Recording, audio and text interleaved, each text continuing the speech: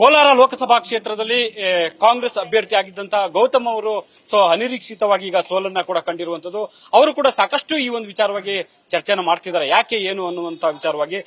ನಮ್ ಜೊತೆಗಿದ್ದಾರೆ, ಅವ್ರ ಹತ್ರ ನಾವು ಮಾತಾಡೋಣ. ಗೌತಮ್ ಅವರೇ, ಬಹಳ ಮುಖ್ಯವಾಗಿರುವಂತದ್ದು, ನೀವು ಗೆಲ್ತೀವಿ ಅನ್ನುವಂತ ಬಲವಾದ ವಿಶ್ವಾಸವನ್ನು ವ್ಯಕ್ತಪಡಿಸಿದ್ರು. ಆದ್ರೆ ಯಾಕೆ ನಿಮ್ಗೆ ಸೋಲಿಗೆ ಕಾರಣ ಆಗಿದ್ದು?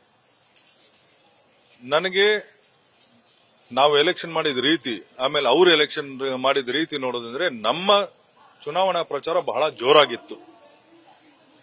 ನಾವು ಪ್ರತಿಯೊಂದು ಪಂಚಾಯತ್ಗೂ ರೀಚ್ ಆಗುವಂತ ಪ್ರಯತ್ನ ಮಾಡಿದ್ವಿ, ಬಟ್ ರೀಚ್ ಆಗಕ್ ಆಗ್ಲಿಲ್ಲ.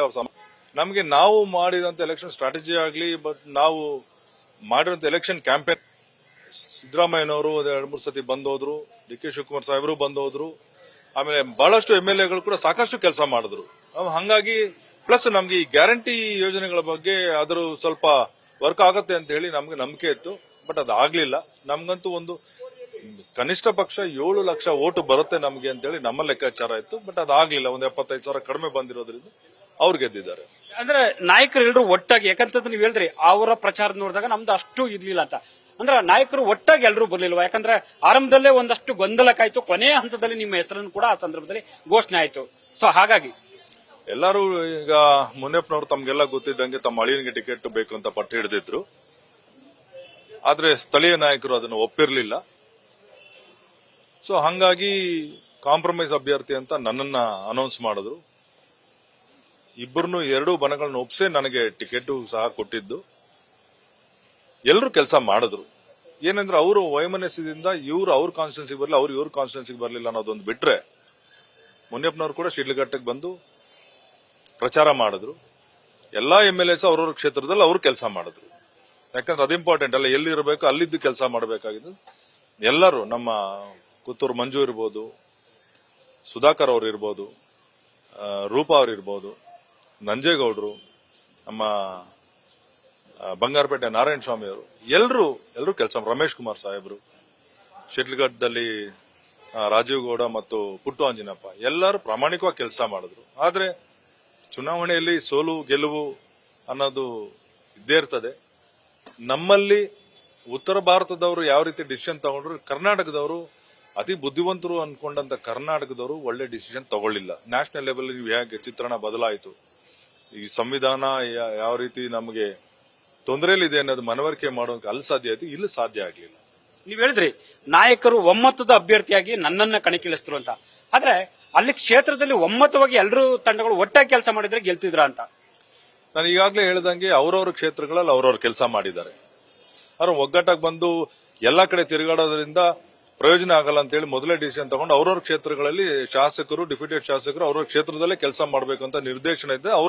ಅವ್ರ ಕ್ಷೇತ್ರದಲ್ಲೇ ಕೆಲಸ ಮಾಡಿದ್ದಾರೆ. ಈಗ ಮುನಿಯಪ್ಪ ಅವರು ಹೇಳಿದ್ದಾರೆ, ಯಾರು ನನಗೆ ಅವತ್ತು ನಮ್ಮ ಕುಟುಂಬಕ್ಕೆ ಟಿಕೆಟ್ ಕೊಡಬಾರ್ದು ಅಂತ ಹೇಳಿದ್ರು ಅವರೇ ಇವತ್ತು ಹೊಣೆಗಾರರಾಗಬೇಕಾಗತ್ತೆ ಅನ್ನುವಂತ ಮಾತು ಹೇಳಿದ್ರು. ಹೈಕಮಾಂಡ್ ಅದು ತೀರ್ಮಾನ ತಗೊಳುತ್ತೆ. ಮುನಿಯಪ್ಪನವ್ರು ಹೇಳ್ದಂಗೆ ಹೈಕಮಾಂಡ್ ತೀರ್ಮಾನ ತಗೊಳಕ್ಕಾಗಲ್ಲ. ಹೈಕಮಾಂಡ್ ತನ್ನದೇ ಆದಂತ ತೀರ್ಮಾನ ತಗೊಳುತ್ತೆ.